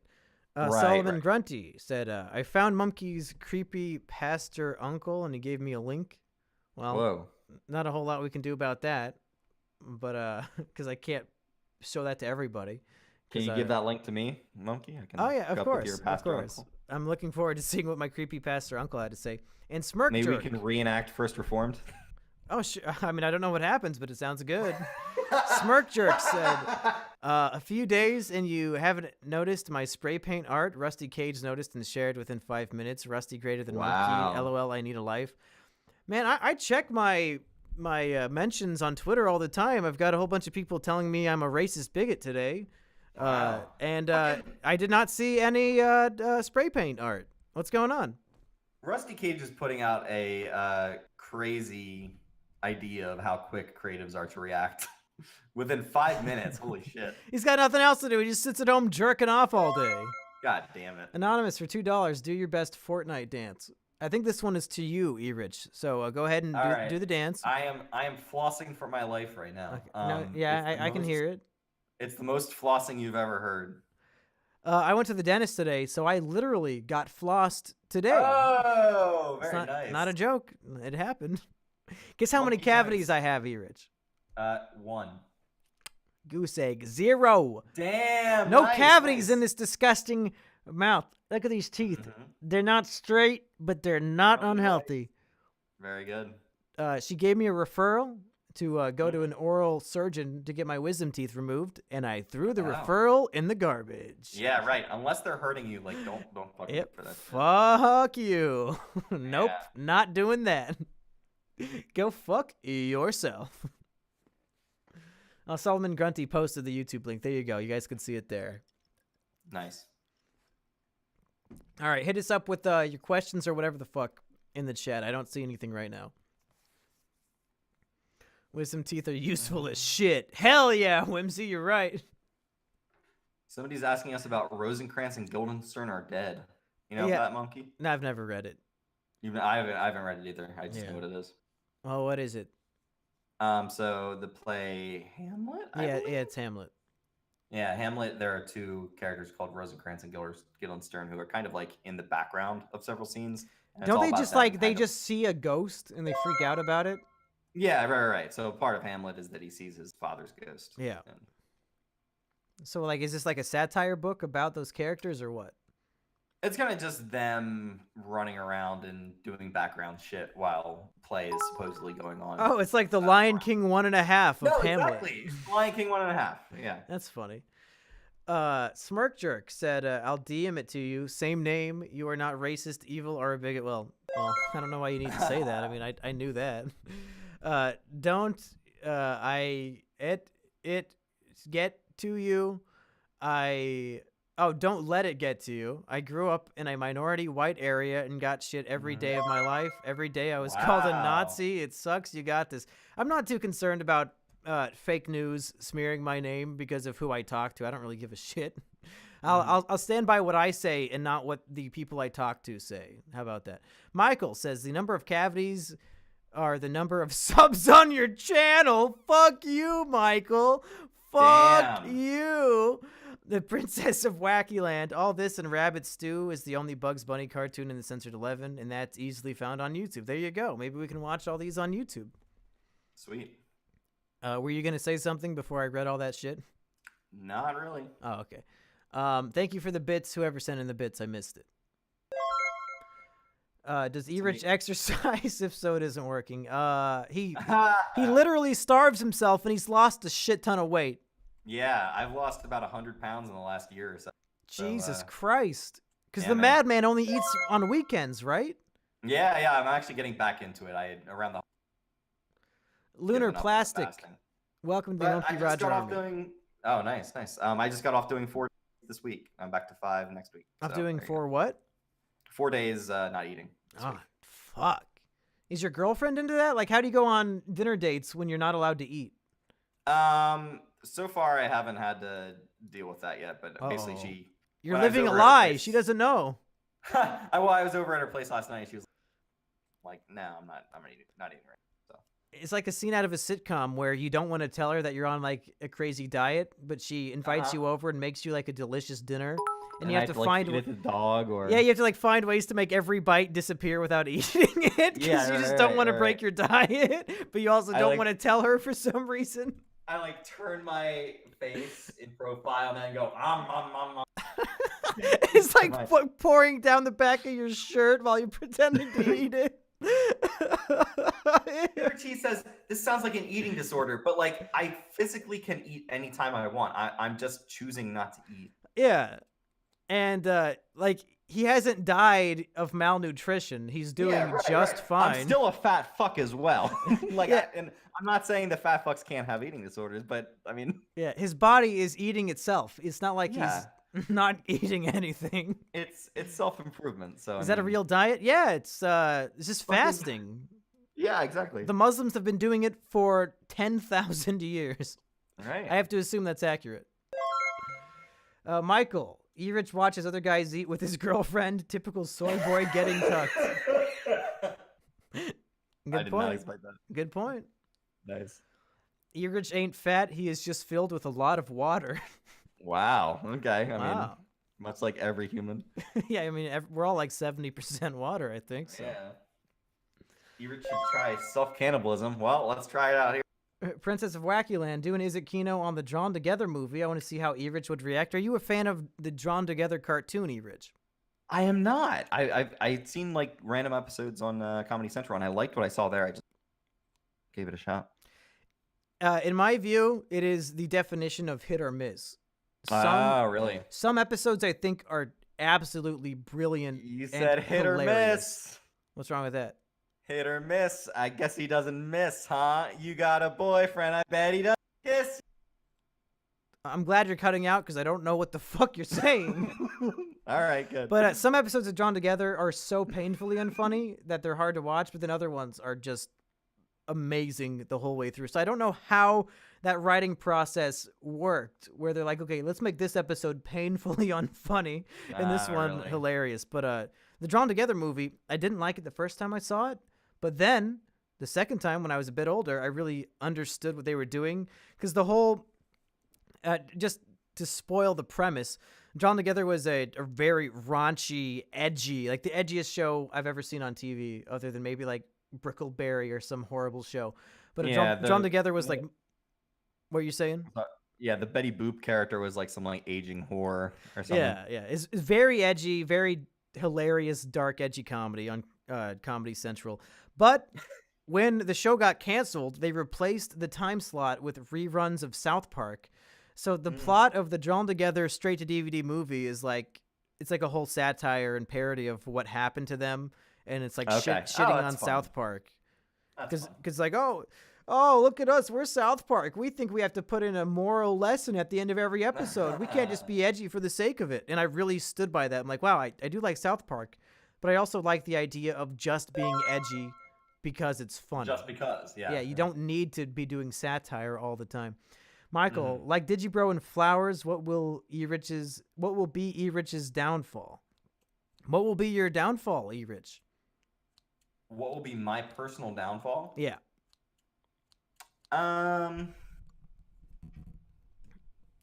Not enough soy. I'll probably get into a car accident. I'll probably be texting while Whoa. driving and get into a car accident, and then lose the loss of my. I'm sorry, lose the use of my limbs, and probably just. Oh God, this is really sad. Well, Just you're die, always like, just- texting while podcasting, texting Yeah, while at right, the right. movies. Of course, you're gonna text while driving. You can't stop. Absolutely. I mean, I will just waste away. Stop texting. Twitter is not that important, E-Rich. Smirk Jerk for $1 says, "Is it Kino ist wieder da?" German Ist movie. wieder da. You know this movie? Yeah, I actually watched it. A Me German and movie about Florian Hitler watched it. coming back to life and discovering the internet in the modern world. I Mhm. thought that was called like He's Back. Yeah, it's called Guess Who's Back. Yeah. That's the translation from Ist wieder da. Oh, is it good? I saw that. It's I think on pretty Netflix. good. It kind of goes off the rails a little bit, but overall, You cut out again. What is it? it goes off the rails a little bit, but overall, it's pretty good. Okay. Well, if you want to hear E-Rich and Florian talk about it, go find it on the E-Rich channel, folks. Yeah, right. Anyway, let's take a look back at the chat. Just see a bunch of people getting auto-modded to death. Mm. Oh, Skumkey thinks you love Twitter because Obama followed you. You're always I don't checking to love see if Twitter. he messaged you. Okay. Twitter is worth being a paraplegic. Catty Cat, thank you for the bits. She says that the German movie is pretty good and we should watch it because her hometown is in it. Oh, wow, that's cool. Doesn't it take place in Germany? It does. Are you telling me I got a pure blood German girl watching my shit? I like the sound of that. Cheddar cheese. Mumkey, call your grandmother right now and ask her what her favorite film of the year is. It's almost midnight in Iowa. I'm not calling my grandma. Maybe another time. She's going to be asleep and I don't want to wake her up for your $1 meme. Will E-Rich run for president and Obama for vice president? Now, you're a history teacher, E-Rich. Right. Can a former president be vice president? You know, I was actually thinking about this the other day because I was wondering. Obama You're wondering if Obama would be your running mate? Yeah, would be my running mate, and to that I can only say spoilers for the future. But I think presidents can be vice president. Yeah, I don't know if it's happened before, but I think you can just not hold the same office twice. So, like, if the president was assassinated, the vice president... Now, he wouldn't move up to president, but would he stay president and the Speaker of the House would just jump over him and be the new president? Or would the Speaker get to choose a new vice president? Yeah, see that? I don't know. And I'm actually Googling something as we speak, Yeah, so I perplexing. didn't hear anything you said. Yeah. Interesting. How low are E-Rich's testosterone levels? I've never tested them to be sure, but How do you probably test very that low. shit? I have no idea. Is it like a blood test? Do they test your blood? Is it what is it? He said, "Will E-Rich go back in time to help Hillary win?" Oh wow! I mean, what would I be doing in the past? Like hiding Trump votes? You would have to go back and prove that Trump is a good man, so then the people voting for him out of spite don't want to. Ooh, wow. Follow-up question: how high are E-Rich's estrogen levels? Very high. Taco Belly, $10 to say don't have a question. I'm just donating to Flex on Demon. Get fucked, animated Oh. demon. Hell yes. Fuck you, animated demon. Somebody says they want to teach English lit to high schoolers. What's something that you wish you knew going in? Going into teaching, it's a lot of work. Like, I mean, Yeah. You will not you be probably- compensated for every hour of work you put in. Absolutely. I mean, like, that's the thing with... You probably know that it's going to be a lot of work, but you don't know quite how much work it is, especially the first year or so of you getting into it. It's fucking hard. At the very base level, even if you don't believe in education, teaching is, at step one, is babysitting. Right. But then everything else stacked on top of it is where, like, you know, the actual job comes in. But even if teaching was just babysitting, you're babysitting 20 kids at once, and somebody did the math of what the average babysitter is paid per kid. And Right. teachers are literally paid worse than babysitters per the number of kids that they have to watch. So if you want to get paid less than babysitters, but do more than, I would say, 100 times the work, then teaching might be for you. Right. And the other thing is fucking like not only you're babysitting them, and it could be more than 20, it could be more like 30 Fuck that. babies you're babysitting. But they all You hate also have you. to- yeah, they all hate you, and you also have to teach them shit. So like, and if they don't learn the shit you're trying to teach them, you can get like pay deductions or get fired if too many of them fail. It's fucking awful. Yeah. What we're saying is become a babysitter, don't become a teacher. Yeah, It's a fucking don't nightmare. Fucking do this. It's for masochist. If I had to teach anything, I would want to jump straight to teaching a college course. Like, do that'd be fun. do not fuck with people who are not yet adults. Yeah, right. What a nightmare. Hot take: Erich's downfall will be doing the dirty with his student. No, What's the that's dirty? you're gonna throw mud at them during class. Oh, I wouldn't do Yeah. that. No, that's rude. Well, Michael, strike or restrict? I guess they never restrict, huh? You got a website? I bet he doesn't use ya. He's gonna find another platform and he won't miss ya. Yeah. You don't know this TikTok meme? I don't go on TikTok. Well, you don't have to go on TikTok to get the memes. What's the meme of this? Is that a? Just type that's a in song? hit or miss. Yeah. You should do an Is It Kino on Zardoz. 19. Have you ever heard of Zardoz? Oh, yes, I have. What is this movie? It's a fucking crazy movie with Sean Connery. Sean Connery. Is this TikTok meme the one with the girl who everybody thinks is a trap? Yes, it's that one.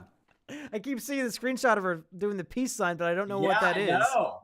What the fuck is that? Is it just her singing a song? I guess it doesn't miss, huh? What's that? Yeah, it's just her singing and kind of dancing a little bit.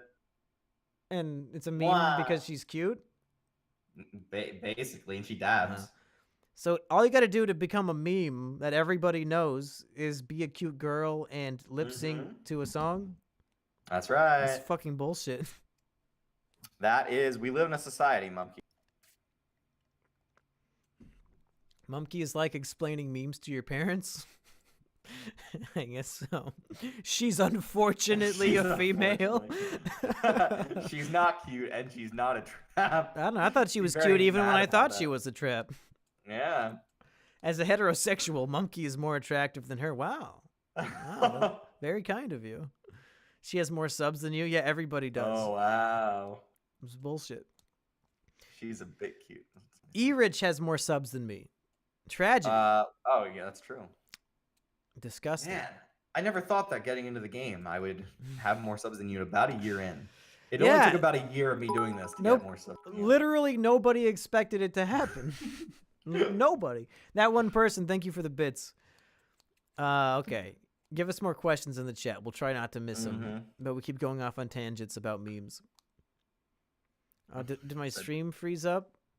Yeah, it's definitely going woozy. Froze up on me making a stupid face. It certainly did. Well, should we just stop then if my internet's fucking up? I don't know whether we should hold out for another minute or, yeah, I mean, getting any better, that's for sure. Yeah, it looks like it's lagging really bad. Even the chat's noticing now. Mm-hmm. Yes, Traps traps is are the gay. underdog of YouTube. I like that. I don't know. Has Rich ever met Emp Lemon? No, I have not. Can I tell you how sorry I am, Mumkey? Using your pain is not my proudest moment. Can you forgive me? Kiss, kiss. And he What put does that mean? he put parentheses around certain letters to spell out cuck. Oh, nice. Yeah. Oh, that's cool. Hey, he got you. Wow. Thanks, Michael. Is E-Rich That's the sad most- about us bullying him? Good question. On the comments? Just in general, I are you, think are you it's sad funny. about the bullying you get from this podcast? I think it's funny. Oh, okay. That's just what I'm saying out loud. Oh, on the inside, you're really it's, torn up. It's tearing me up. Yeah. It's tearing you apart, Lisa. Tearing my asshole. Whoa! Twitch or YouTube? I like any platform that allows me to be on it. TBH fam. Any platform that'll have me, I'm pro. So YouTube, I'm very anti at the moment. What trap are we talking about? Like a trap card? Like a trap card. Yeah, like trap hole. What's your favorite state in the Midwest, not counting Iowa? Well, it's definitely not Iowa, for one, because I lived So there. Monkey, tell me truly, if you were going down on a young trap and she, before revealing her dick, said, "You just activated my trap card," would you be okay with it? I think if she really, or he, or whatever, really Yeah. played that long con just for that joke, I would have no choice but to engage. Like, yeah, respect. you earned it at this point. I have to Right. I have to do something. You know, like Damn if respect you. when a girl goes on a date with a guy and he pays for dinner, like she owes him something, perhaps of a sexual nature. So I think if a trap, Wait, really? That's how that works? yeah, I think that's what my dad taught me. Who asked who on the date?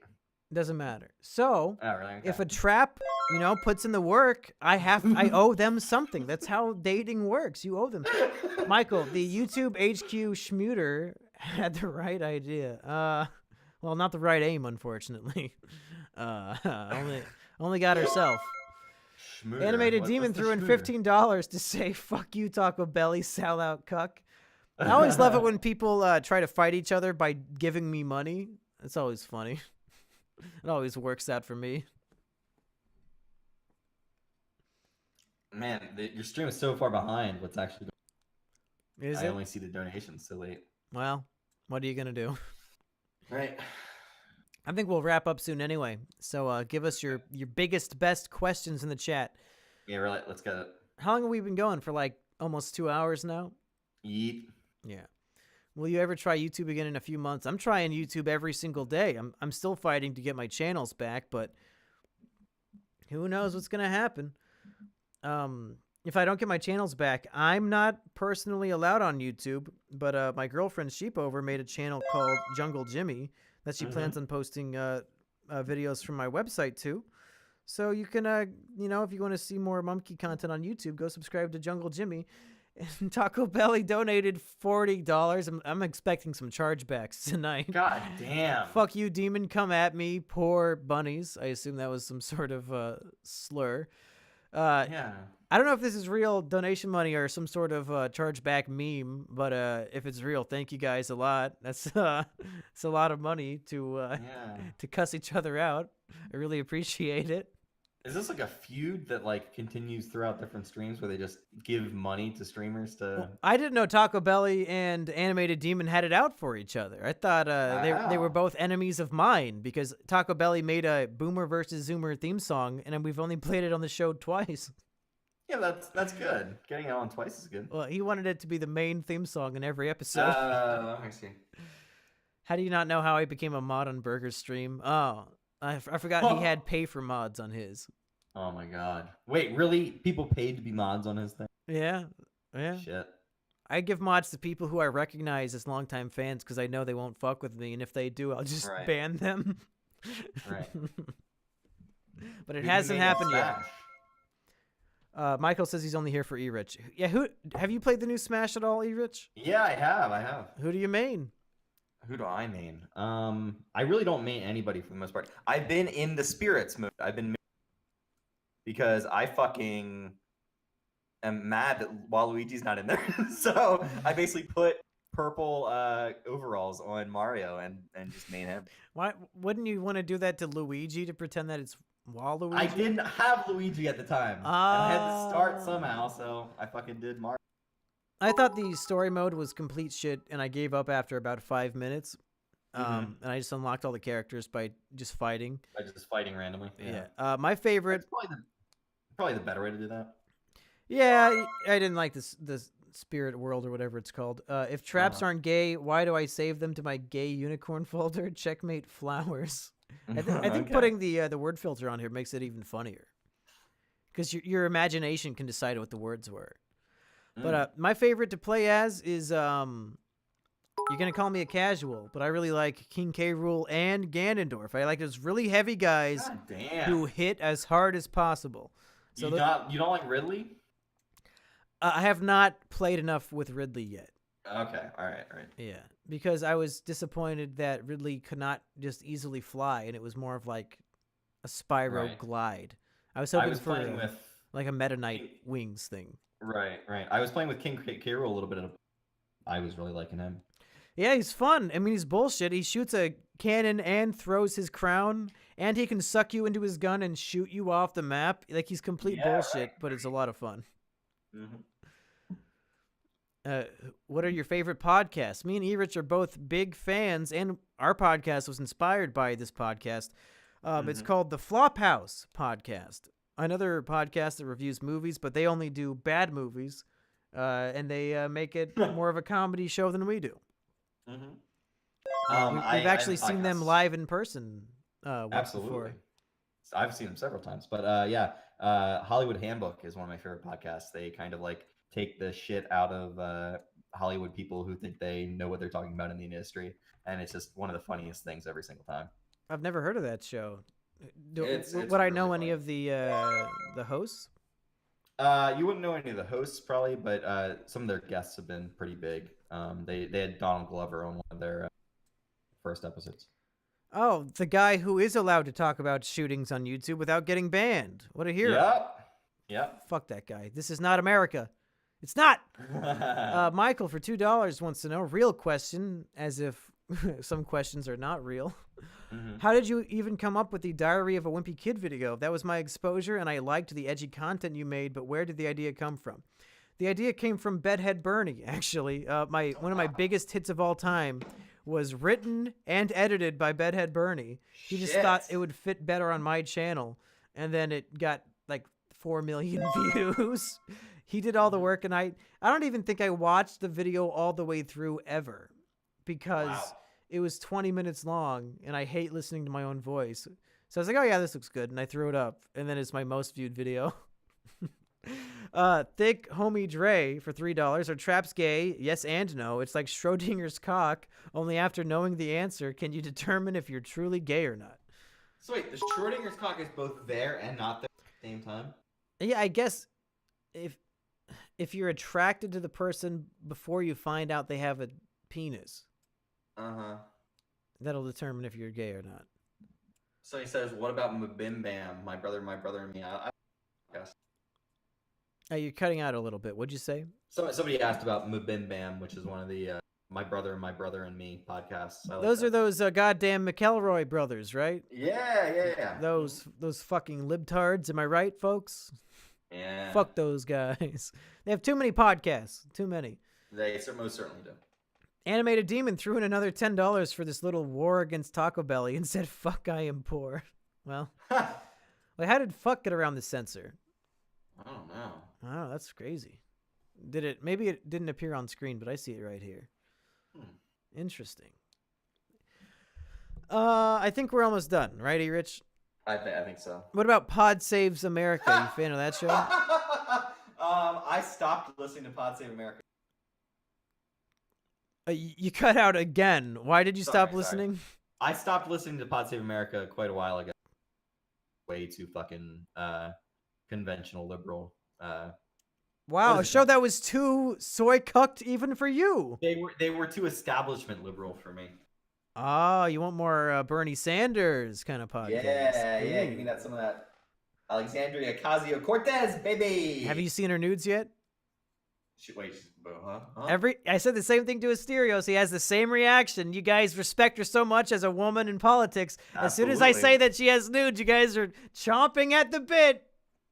I am absolutely champing at the bit. No respect. Some of those nudes. Oh, it's champing. I thought it was chomping at the bit because you're biting it's actually down. Champing for some reason. Well, fuck that. That doesn't make any sense. I don't know if it's real, but it looked real to me. It's she posted to Instagram a picture of her legs in the bathtub, and if you zoom in on the reflection of the faucet, you can see her tits. Wow. But it's very, very small, so like you can't really see anything. I don't know if it was real, but somebody on 4chan told me it was, so I believed it. Somebody sat in front of their computer and just went, enhance.